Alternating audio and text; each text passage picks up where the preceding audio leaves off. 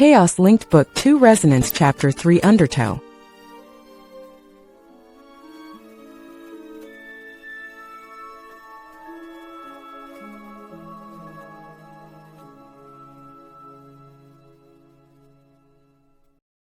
The early morning light is cold and quiet, just a gray veil stretched over the trees, dew clinging to the porch rails and the air thick with the scent of wet earth. Shadow walks slowly up the steps. His shoes leave faint prints on the wood, still damp from last night's downpour. Every movement aches a little. Not from the rain, not from the cold, from the night without sleep, the entire night without Sonic. He presses the front door open with care. It creaks softly, but no one stirs. He doesn't hear anyone moving. He doesn't feel anything in the house through the link that might be Sonic. Which means he climbs the attic stairs quietly, trying desperately not to make any creaks. The hatch gives a soft click as it opens, and Shadow slips through like a ghost, moving on instinct. His eyes scan the room before his feet have even landed on the floor. Tails is still curled beneath his plain blanket, Knuckles flat on his back in the monster truck bed, one arm dangling off the side like a fallen flag. But Sonic is awake, sitting up in his race car bed with his blanket pulled around his waist. He looks like he hasn't gotten any sleep either. Hey, Sonic says. Shadow's gaze drifts over the room. Soft light, soft breath, the calm that only comes after something has frayed and held. He crosses the attic quietly and sits on the edge of his moon bed. Sonic shifts, pulling the blanket up absently over his knees. I'm sorry, He murmurs. for leaving the tent. I got angry, and I shouldn't have left like that. Shadow exhales through his nose. You were right to be angry. I wasn't listening. I thought about what you said. Shadow finally says. His voice is quieter than usual. And maybe Tails is right. Maybe we should keep the necklaces on, just in case. The green in Sonic's eyes flicker with something thoughtful. Then he gives a small nod. I trust Tails, He says. but I trust you too. That surprises Shadow. It shows in the way his ears twitch. You agree with me? Yeah, Sonic says. if it's dulling too much, if it's fogging the edges, then maybe it's not helping. You were right. If we ever lose each other again, I don't want anything slowing me down. He reaches for the necklace resting against his chest. The black capsule catches the pale morning light, and the red quill inside glows faintly. Shadow's quill, still warm from being worn all night. Sonic holds it loosely in his hand, then glances at Shadow. He lifts his necklace too. The red capsule, the blue quill inside. Their hands move at the same time, coordinated without effort. They remove the cords from their necks and hold them side by side. The link hums like it knows. Then they get up, step quietly over the wooden floor, and Sonic pulls open the drawer of his small bedside table. Sonic clears a space. They place the capsules side by side, red and black, blue and red, nestled against each other. Then Sonic slides the drawer closed. Neither of them says it, but they feel it at the same time. For the first time since the tent, they both breathe easier.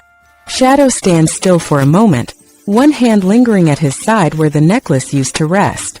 Sonic is already heading back to his race car bed, the blanket dragging behind one foot as he moves without his usual speed. The attic is dim now, the soft morning light filtered through the small window and caught in the corners. Tails and Knuckles are still asleep, still safe. The storm is long gone, both figuratively and metaphorically. Sonic slides into his bed and pulls the blanket up to his chest. The mattress creaks faintly under his weight. He stares at the ceiling, arms loose at his sides, the fur along his neck still flat from where the necklace cord had pressed against it. Shadow lies down too. Slowly, his moon-themed bed welcomes him back like a familiar weight.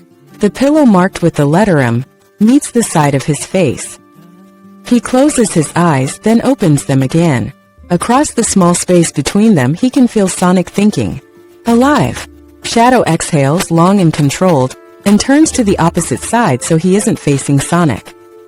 He crosses the attic without speaking, his blanket still wrapped loosely around his shoulders like a cape too tired to fly. Shadow doesn't move.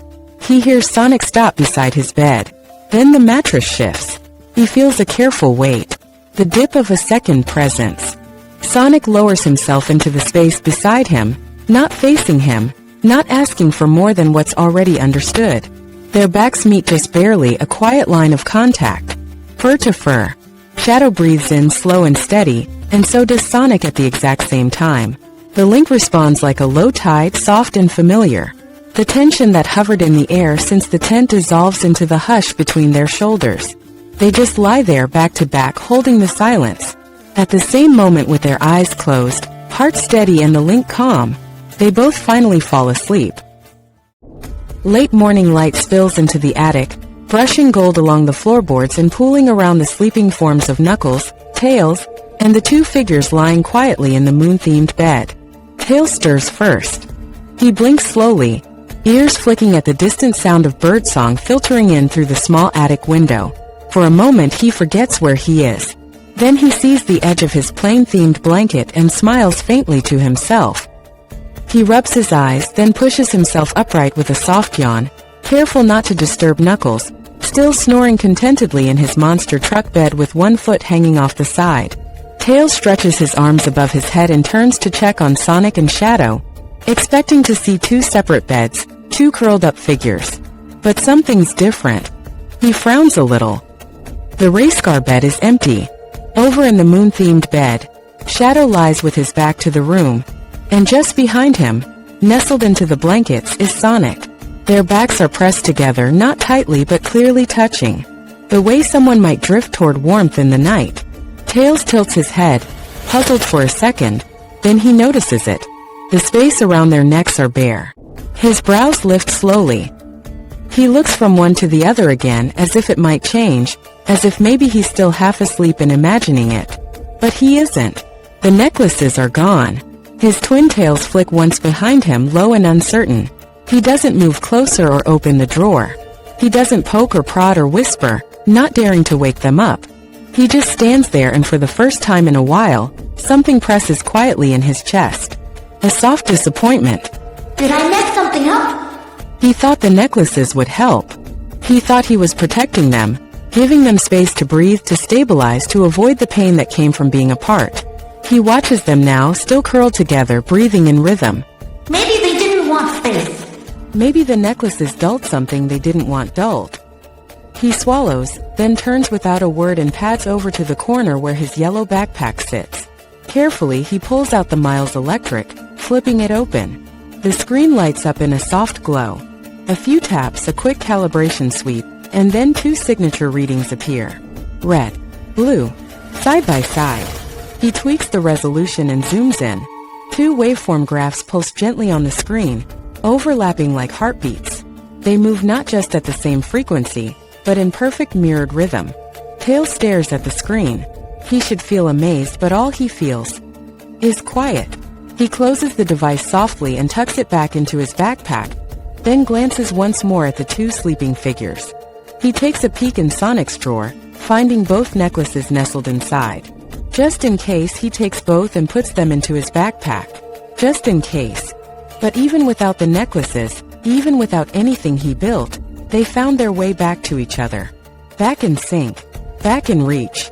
And maybe that's what matters most. Tails breathes in and out, slow and even, and tiptoes back to his bed without waking anyone. He lies down again and pulls the blanket up to his chin, watching the ceiling for a while as the golden morning deepens. He'll talk to them later. For now, he just listens to the sound of their steady breaths, two rhythms moving as one. The sun hangs high but not hot. Just a mellow spring warmth that settles across the Wachowskis' front porch. The midday hush is soft and familiar. Birds chirping, Ozzy snoring by the door, and wind threading through the trees in a calm, leafy hush. A few bees hum lazily around the edge of Maddie's flower bed.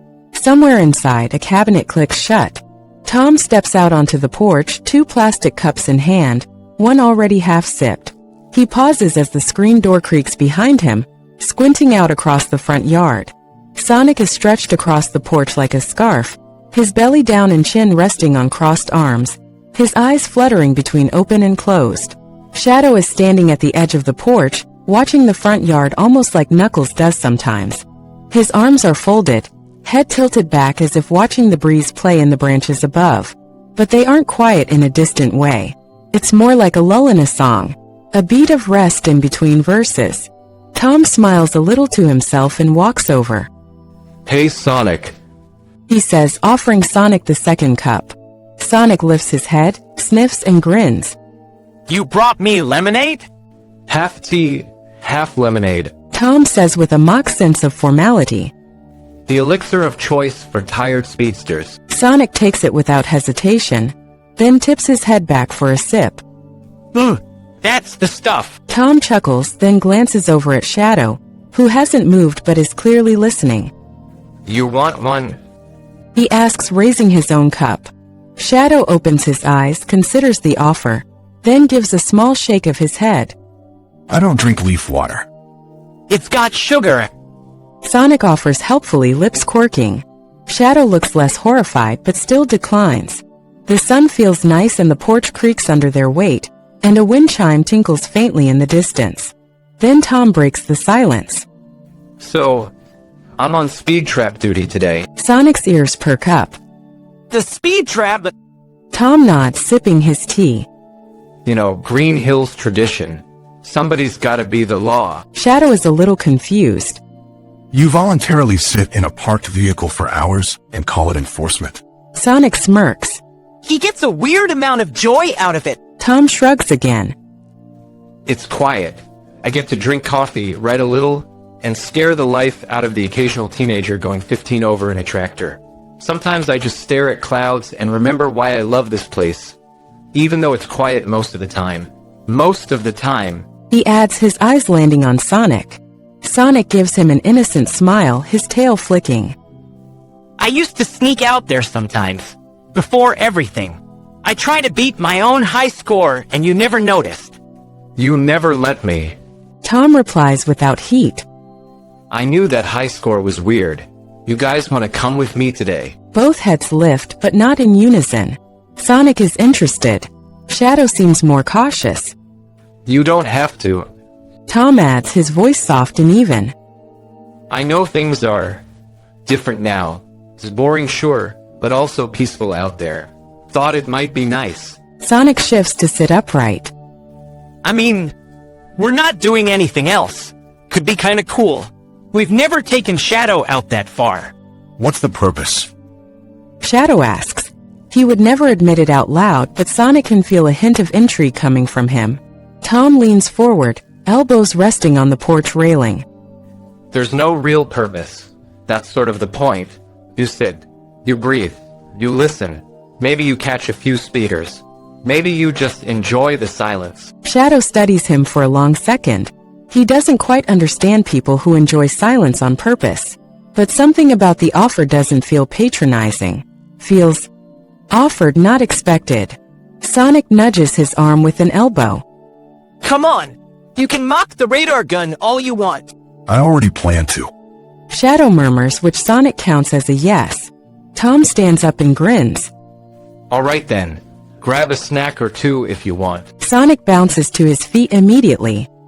I get shotgun again. Tom pauses, then glances back at Shadow with a tilt of his head. Unless you want it.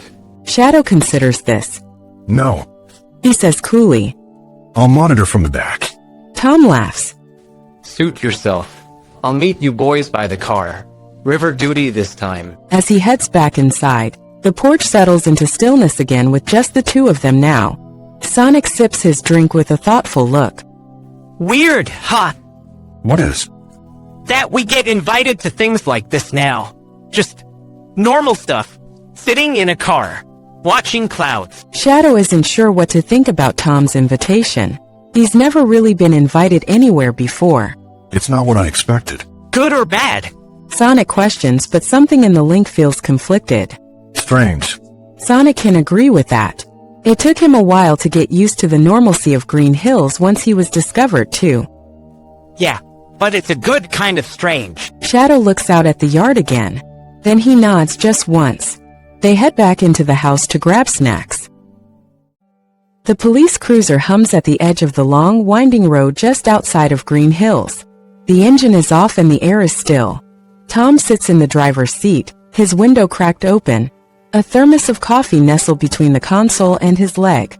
He has one arm resting on the wheel, the other tapping the radar gun display now and then. Not really checking it, more like letting the muscle memory of years pass the time. Shadow sits in the front passenger seat, arms folded, one ankle resting on the opposite knee. His seat is reclined, not enough to be lounging but not stiff either. He's watching the tree line across the road. In the back seat, Sonic is sprawled lazily like he owns the place. His head is propped against the door, one knee pulled up loosely and his eyes half closed. He drums his fingers on the glass. It's quiet, but it's not uncomfortable. The breeze through the cracked windows carries the sound of birds and the distant hum of cicadas. Occasionally a car passes. The radar gun chirps and Tom lifts it out of habit, squint him at the number. How dare they go for miles over? Tom shrugs. You'd be amazed how fast that adds up. Speeding is like snacks. Doesn't seem like a lot until it's all gone. Shadow reaches down to a small paper bag nestled at his feet. He lifts it into his lap, unties the top carefully. The scent escapes instantly, sweet, fried, and warm. Tom glances over. Are those? Shadow opens the bag a little wider. Donuts. Tom's brows lift. From grocery shopping yesterday? Affirmative. Tom's expression softens. Didn't think you were the donut type. I am not. Shadow pulls one out with slow precision and holds it out across the seat. Tom is surprised, but a good kind of surprised. Is this for me? Shadow remembers Sonic's offer in the tent, that he can pretend he got the donuts. Yes. Wow. Tom takes it like it might disappear if he hesitates too long. Thanks, buddy. Shadow leans back, quiet again as Tom takes a bite. Maple glaze. Tom confirms with a full mouth. Good call. Shadow says nothing, but a faint hum of acknowledgement stirs through the link. Sonic feels it warm and low, like the subtle glow of a lantern from across a room. Tom chews quietly for another moment, savoring the bite.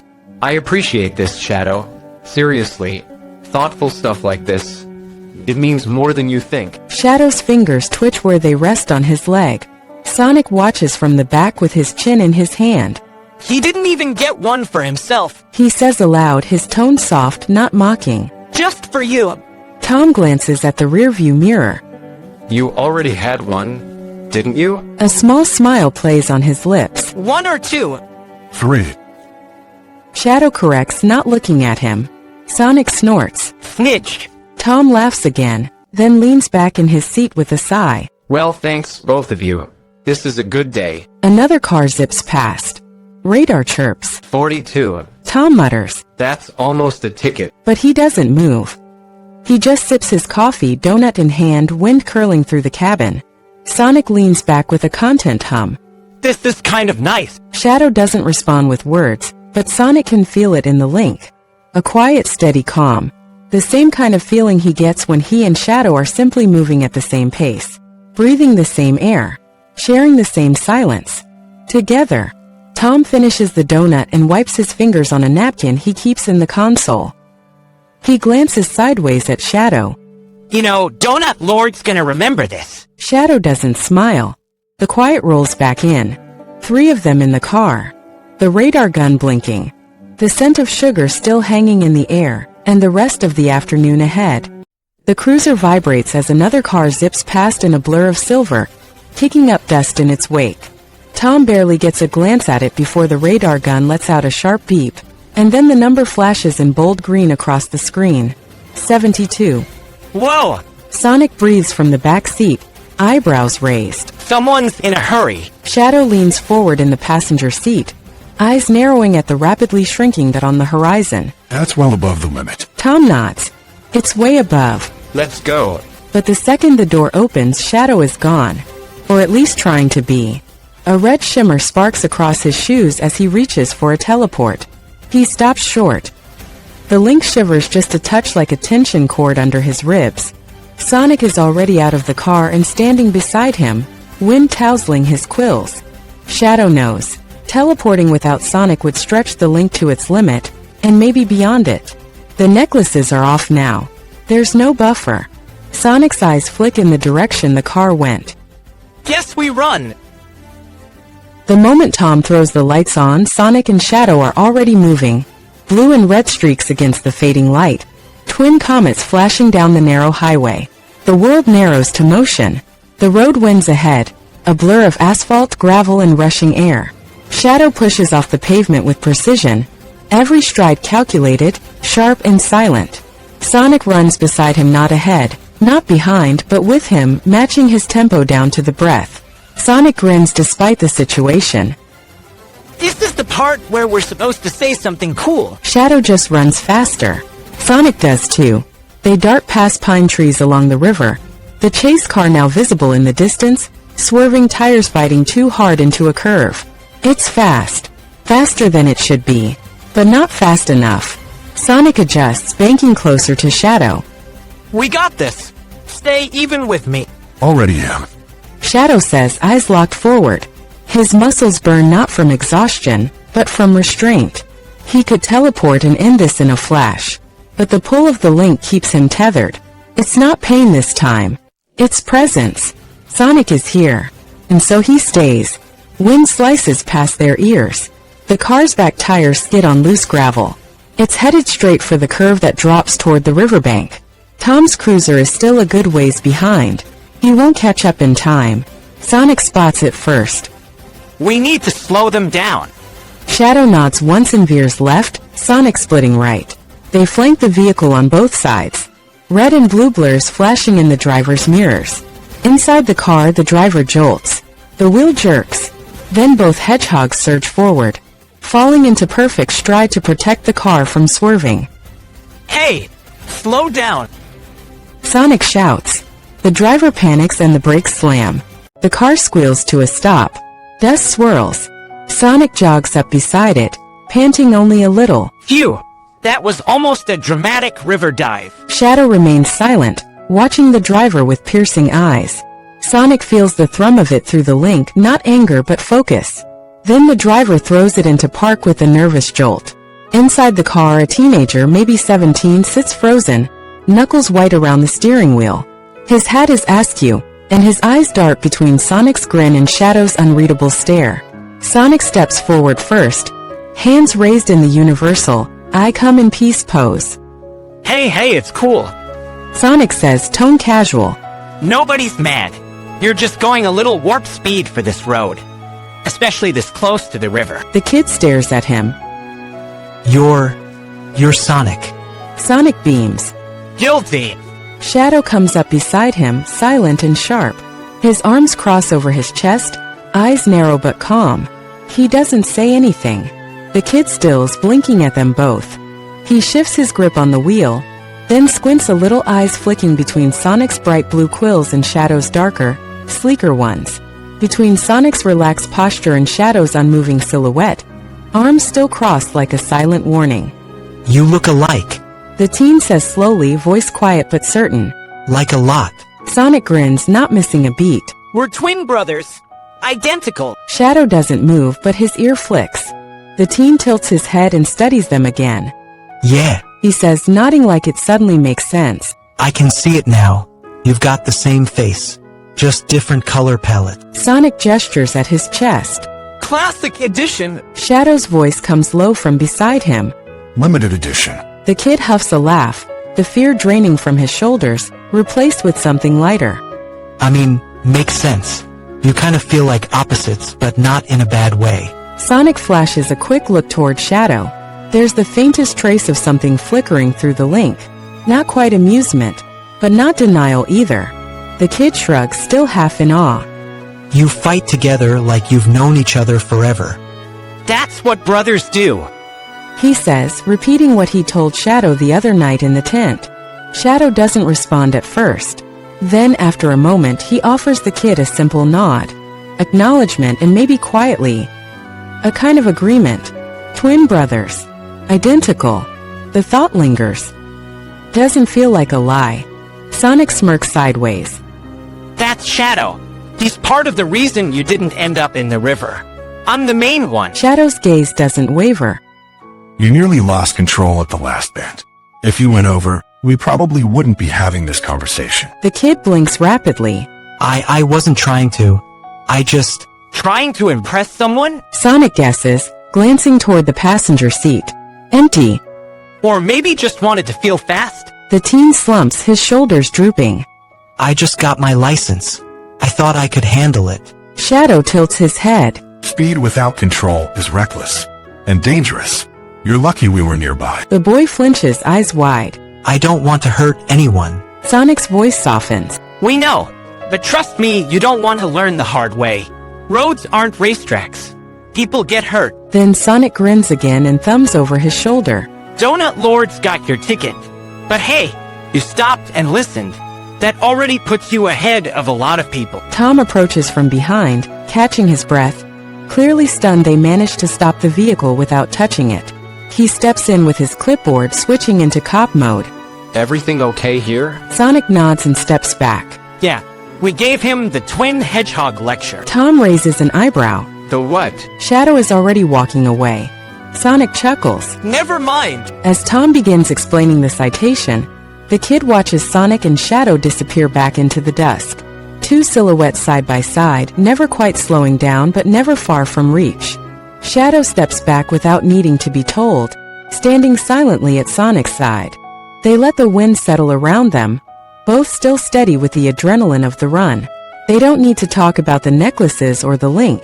The proof is in their motion, in how their steps landed together, in how neither of them ran or teleported ahead. When Tom returns, ticket book in hand, he looks at them both and smiles. You two ever think about joining the force? Sonic gives him a mock salute, We're freelance. but he's still standing beside Sonic. And not once during the chase did he try to teleport. The cruiser rumbles as Tom pulls into the driveway, tires crunching over gravel. The sun is starting to dip behind the trees. That was actually kind of fun. He says, glancing at Shadow. Admit it. Shadow, seated in the front passenger seat, doesn't answer right away. His eyes are fixed beyond the windshield. Sonic notices the shift in his posture, slight but telling. One hand rests against the door handle, the other braced lightly on the dashboard. Still and alert. What is it? Sonic asks, frowning slightly. Tom follows Shadow's gaze just as a massive flock of birds erupts from the trees behind the house. Dozens of wings flap in chaotic bursts, a blur of dark feathers catching the sunlight as they scatter into the air like a startled cloud. They soar upward all at once, loud and sudden. Shadow's ears flick back. He pushes the door open and steps out without a word. Ozzy bolts out from the side yard at the same time, barking sharply, his voice cutting through the quiet like an alarm. He skids to a halt near the porch, tail high and alert as he barks again, facing the trees the birds came from. Sonic's out of the back seat in a flash, sneakers hitting the ground. Ozzy never barks like that unless something's wrong. Tom slams his door shut and jogs around the cruiser. Hey, Ozzy, what is it, boy? But Ozzy doesn't look at Tom. He keeps his focus on the woods. His bark turns to a low growl. Shadow steps closer to the edge of the yard, eyes narrowed. He doesn't move beyond the porch, but Sonic can feel it through the link. There's cold tension coiling beneath his ribs, like a pressure drop before a storm. Something spooked them. Shadow says quietly. Tom glances back toward the cruiser, where his radio crackles softly in the front seat. Behind them, Ozzy whines and bumps his nose against Tom's hand, then trots back toward the front door, but not before looking back over his shoulder one last time. The birds are gone now, but something unsettled remains. The water runs warm and steady from the kitchen faucet, steam curling upward in thin ribbons. Maddie stands at the sink in rolled-up sleeves, her hands submerged in the soapy basin, rhythmically scrubbing a plate with ease. A small speaker plays soft music in the background, something breezy and acoustic that drifts through the quiet evening. Sonic makes his way into the kitchen. You sure you don't need backup? I never say no to backup. Maddie replies without turning, but her smile is audible. Shadow stands a little farther back, arms folded. His eyes scan the room once before settling on the drying rack, then the dishwasher, then Sonic. You're too short to help. He says flatly. Wrong. Sonic hops down. We're both short. Identical twins, remember? Just short enough to help with the lower half of the dishwashing hierarchy. Maddie laughs softly. Shadow's got a point, though. You guys can't even reach the faucet. Sonic ignores her and turns toward the dishwasher, pulling it open. He lifts a clean plate from the drying rack and holds it up to the light like a sacred artifact. Your royal dish has been cleansed of its sins. I now lay it to rest. He places it into the bottom rack.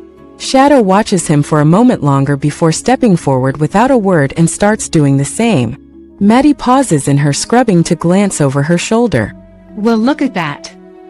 Now I've got 2 helpers. Sonic grins. We're a short dish-washing dream team. You're short. Shadow mutters again, but there's no bite in it. Yeah, and you're joining me. Sonic shoots back with a wink. Shadow huffs but doesn't argue. They fall into a rhythm, not perfect but easy. Sonic hands off plates from the counter, and Shadow places them carefully in the racks, spacing them with a soldier's precision. Maddie continues at the sink, her hands moving methodically, soaking and rinsing and scrubbing, the sound of water like soft rain echoing off the tile. Sonic edges closer, reaching for a dripping bowl. Maddie notices and pauses, brushing a few suds off her hands with a towel. Hey, hold still a sec. She smiles, and before he can react, she reaches down and scratches behind one of his ears. Sonic melts. It's immediate and undeniable. His eyelids flutter and his shoulders go soft. Oh, hey. He tries, voice pitching upward like he's trying not to laugh and sigh at the same time. No fair. Sneak attack. But he doesn't pull away. Close by, Shadow goes very still. Maddie is not even touching him, but he feels it. The same gentle scratch, like a warm hum at the base of his skull, brushing down his spine like a whisper. His chest tightens, not in pain but in surprise. His eyes close. He breathes in slowly. Feels safe. Just something small and kind he never knew how to ask for. That he had never received before in his life, not even from Maria. Maddie watches Sonic with fond amusement, still rubbing small circles behind his ear. Sorry. You just looked like you needed it. Sonic's voice is a little dazed.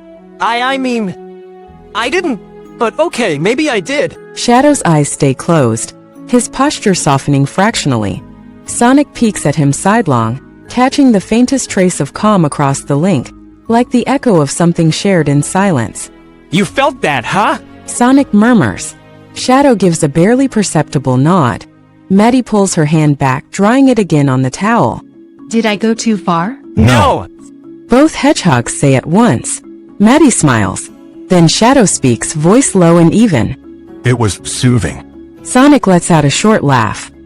That's probably the most peaceful sounding thing I've ever heard you say. Shadow doesn't reply, but Sonic catches the faint flicker of contentment in the link like sunlight across water. They return to the dishes without saying much else. The music still playing, the water still running warm. Sonic reaches for another mug, and Shadow lines the plates just right. Maddie hums under her breath as she rinses the silverware. The air feels lighter somehow, the kind of quiet that happens only after you've been seen, and nothing bad follows. Just soap, warmth, and home. The house is quiet after dinner, humming with the soft domestic rhythm of evening. The dishes are done and the lights are dimmed. Ozzy is curled on the rug, half snoring. Tails has vanished into his attic corner, probably working on something that hums or glows. Knuckles is counting push-ups under his breath in the hallway, because of course he is. Tom stretches his arms with a yawn. You boys getting settled in for the night? Sonic, standing near the foot of the stairs, straightens slightly. Actually, He tosses a glance toward the window where the dark sky presses against the glass. Shadow and I are sleeping in the tent tonight. Tom is pleasantly surprised. You are. Yep. Sonic replies easily, heading for the door. It just feels like a tent night. He doesn't look at Shadow. He doesn't even have to, because the moment he said it, we're sleeping in the tent, he felt it through the link. A soft pull inward, a quiet yes that didn't need words. Like a note in a chord already in tune. Would you like protection on the way? Knuckles asks as he continues his push-ups. No thanks, Nux. Sonic says, genuinely grateful for his offer. Good night. Shadow is walking beside him by the time Sonic opens the front door. He doesn't question it. He doesn't ask. His footsteps fall in line with Sonic's, silent and steady, his expression calm. The porch groans lightly under their steps, and the cool night air meets them with a gentle hush. The grass is damp beneath their feet, but the tent still stands where they left it, glowing faintly from the tiny lantern Sonic tucked inside earlier. They walk together across the yard. As they near the tent, Sonic notices it not through the link, not through any chaos reading or energy flicker, but something simpler. Shadow is smiling. It's subtle, just the faintest lift at the corner of his mouth. But it's real, and it's not guarded, not fleeting. It's the kind of smile that exists simply because this moment does. Sonic sees it, but he just keeps walking, the grass brushing their ankles, the stars overhead winking quietly into place. Together, side by side, they reach the tent. The stars are brighter now. The sky has cleared, and the soft rustle of leaves fills the peaceful silence between them. Sonic walks a step ahead, hands behind his head, gaze lifting towards the constellations. His pace is easy, loose with the comfort of routine. Shadow walks beside him, but slower, shoulders just a little tense. He keeps glancing over his shoulder. A twig snaps, too light for Knuckles and too careful for Tom. Shadow's ears twitch backwards. Sonic feels it through him. Why do I feel like we're being watched? Shadow's eyes narrow toward the trees just beyond the yard. The low lantern light of the tent reflected faintly in his irises. Sonic turns back toward the tent, distracted again by the stars overhead. Maybe it's just... Shadow stops walking. A red shimmer slices through the air as he disappears from Sonic's side. Sonic doesn't feel any strain from the link, so he must still be close by. Shadow. No answer. Then from behind a bush near the tent, a rustle, a thud, and a startled yelp. I wasn't spying. Tails blurts, practically tripping over himself as Shadow reappears behind him like a parent catching a kid sneaking cookies. The Miles electric dangles from Tails' hand, screen still active, glowing faintly with red and blue waveform lines. Flawless, parallel, in perfect harmony.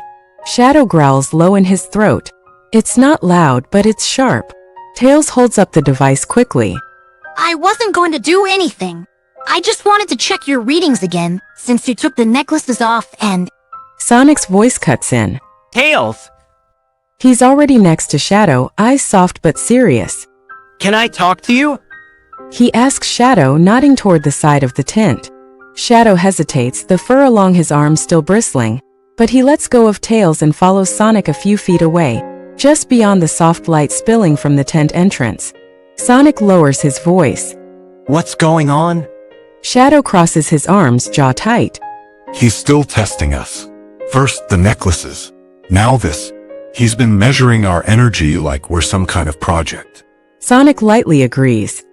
I get it, but I think he's doing it because he cares, not because he wants to control us. That's not what it feels like. Shadow says. His voice isn't angry now, just tired. We barely made it through last night, and now he's hiding behind bushes, waiting to see if we fall apart without the necklaces. Sonic sighs lower. He glances toward the tent. He probably just wants to make sure we're okay. He saw us at our worst, Shadow, when we were separated. He's scared it'll happen again. Shadow doesn't speak for a moment. Then he exhales quietly. So am I. Sonic looks at him then, really looks past the guarded eyes and calm surface. I know, he says. From behind them, Tails is still standing awkwardly by the bush, holding the Miles electric to his chest like it might shield him from the tension he's stirred up. Shadow doesn't growl again, but he doesn't look at Tails either. He only turns back toward the tent and walks inside. Sonic follows a moment later, gaze lingering on Tails with a flicker of understanding before ducking through the flap after him. The readings on the device still glow red and blue. Sonic's eyes glint faintly in the starlight as he glances toward Shadow. The tension from earlier still lingers in the air, but softer now. Like a storm that passed and left the grass damp, the sky rinsed clean. I have an idea. Sonic says suddenly. Shadow looks at him wary. What kind of idea? The kind you'll like. Just follow me. He doesn't wait for an answer. He's already turning, walking with that familiar energy that says he doesn't need permission. Shadow follows with quiet footsteps, and when they reach the clearing near the bush where Tails still stands, Miles' electric dimmed now, ears drooping, Sonic stops beside him. Hey, Tails. He says. Come with us. Tails blinks. Where? Sonic just grins. You'll see. He doesn't explain. He doesn't fill the silence with reassurances or logic to reassure Tails. He just starts walking, and Shadow falls in step behind him, and after a hesitant pause, so does Tails. The three of them move together slowly through the soft dark woods, the trees parting above like gentle hands lifting to let the stars shine through. The path curves uphill, the grass crunching beneath their shoes and the breeze cool against their fur. Eventually they reach it. A high rocky outcrop just above the tree line. The whole sky opens before them, stars twinkling everywhere above them. Sonic exhales softly, his voice carrying more stillness than usual. See? Worth it. I used to come up here before I met any of you guys. The hilltop is quiet as the three of them take it in. The wind moves through the trees below, and the faint chirp of crickets carries up from the earth. Then Sonic turns to Shadow. Hey, can I talk to him alone for a sec? Shadow's eyes narrow, not from distrust but reluctance. His gaze flicks to Sonic, then to Tails. Just a little ways away. Sonic adds gently. Still close. Shadow walks a few steps off, standing at the edge of the outcrop with his back to them. Sonic waits until he's settled. Then he turns to Tails. The younger fox is still looking at the sky, trying not to fidget with his gloves. But Sonic can see the flicker of worry behind his eyes. Sonic sits down on the rock, motioning for Tails to join him. I know what you've been thinking. Sonic says softly. Ever since we came back from the store. Maybe even before that. Tails doesn't look at him. What do you mean? I mean, you're worried that things are changing. That Shadow's replacing you. Am I right? Tails' ears twitch, but he doesn't answer. Sonic continues, voice warm and steady. But that's not true. He's not replacing anybody. Especially not you. He looks down at his hands, turning them palm up. This thing between me and Shadow, it's real, and weird, and strong. But it doesn't change what I already had with you. What we've always had. Tails finally glances at him, uncertain. You were my first real family. Sonic says, eyes shining a little in the starlight. Even before Tom and Maddie. You're my little brother, Tails. And you always will be. But the link. Tails starts to say. Isn't more important than you. Sonic finishes. It's different. Not better or deeper. Just different. He gives his brother what he hopes is a reassuring smile. There's room for both. Tails sounds like he doesn't believe him, and it breaks Sonic's heart. But sometimes I feel like I don't belong in it. I can't sense it, or fix it, or understand it the way you two do. You're not supposed to. Sonic says. It's not something you fix. It's something we feel. And feeling doesn't mean replacing or forgetting. Tails looks at his feet, quiet. Sonic places a hand on his shoulder. I still need you the same way I always have. And Shadow, I think he's starting to need you too. He just doesn't know how to say it yet. Tails lets out a shaky breath and nods. A soft glow pulses from the side. Shadow, still standing at the edge, hasn't turned. But Sonic knows he heard. And feels that he doesn't mind, also feeling a flicker of regret coming from him. An image of their argument from the night before pops up. That fox. Shadow had called Tails. That fox is his little brother. But maybe he can be Shadow's little brother too. The stars flicker above, and the quiet between them hums not with silence, but understanding. The kind that only chosen family knows. Sonic leans back, smiling faintly as Shadow walks back towards them. Told you it was a good idea. Shadow sits between them. Sonic on his right, Tails on his left. The rocky outcrop beneath them still holds a little warmth from the sun, though the night air is crisp now, edged with the quiet breath of the hills. Overhead, the stars are beginning to gather, small and countless, scattered across the sky like promises they haven't spoken yet. No one says anything for a while. Tails hugs his knees, his Miles electric set aside. Dark screen blinking faintly in sleep mode. He doesn't look at it anymore. Instead, he looks at Shadow. Shadow doesn't look back. His arms are folded. His posture is quiet, grounded in a way that says he hasn't decided if this is a ritual or just another moment. His gaze stays forward, steady on the horizon. But he doesn't move away. And that's what matters. Sonic can feel it. Not through words, not through the silence, but through the subtle shift in the link between them. A soft warmth blooms at the edges of Shadow's energy, contained, tucked behind his still expression like something too private to share out loud. Tails doesn't notice, but he does smile. Not a big one, just a small patient smile, like he's glad to be here. Like he doesn't mind the silence. Shadow doesn't return the smile. Not outwardly. But Sonic knows. He doesn't say anything either. He just shifts a little closer, his shoulders brushing with his big brother's. Above them, the sky opens quietly. The stars keep coming. Tails stretches his arms above his head and stands slowly, wiping off bits of rock dust from his fur. I think I'll head back to the house. He says. I've got some stuff I want to check.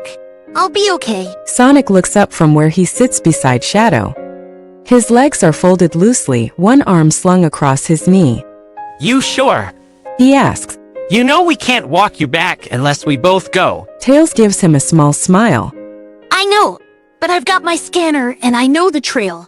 It's not that far. Sonic hesitates, glancing briefly at Shadow. The link is calm for now. All right. Sonic says quietly. Be careful. I will. Tails turns, lifting the Miles electric against his chest. His twin tails sway behind him, stirring softly as he starts down the slope, shoes crunching through the loose gravel. Sonic exhales as the little figure disappears into the brush. Beside him, Shadow is quiet, still watching the stars. Sonic shifts a bit, leaning back on his hands. Back to the tent? Shadow's eyes linger on the horizon. Not yet. I want to stay up here. A little longer. Sonic nod.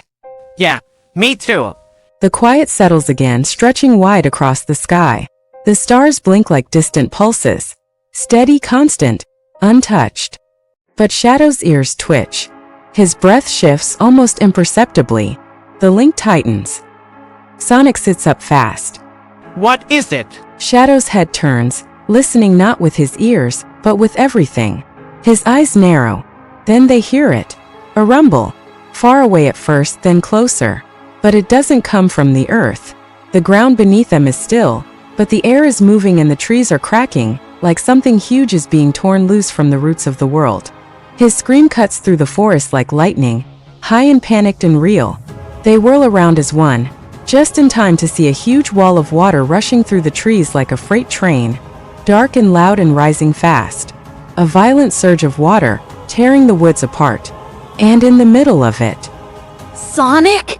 His little brother's scream is swallowed almost instantly as the current yanks him off his feet. His twin namesakes flick once above the wave before vanishing into the chaos, not even having enough time to think to lift himself off the ground. Tails! Sonic's own scream cuts through the forest like lightning, high and panicked. But the water is faster. Above it all, the stars keep shining. Silent, distant, indifferent.